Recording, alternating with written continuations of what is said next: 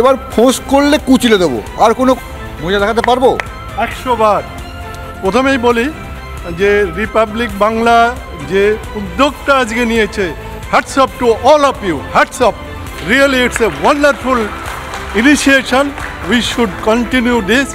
আর আজ এই ভারতীয় নিশ্চয়ই আমরা গর্বিত।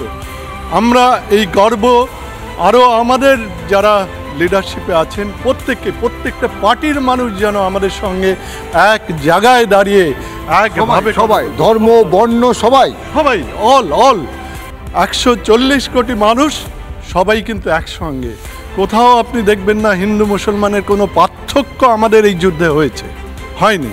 আমরা সবাই কিন্তু একসঙ্গে লড়েছি, সবাই একসঙ্গে ভেবেছি যে আমরা এবার কি করব। রিপাবলিক তো এই চেতনার কথাই বলছে, এই চেতনাটাই রিপাবলিকের সবচেয়ে বড় সম্পদ।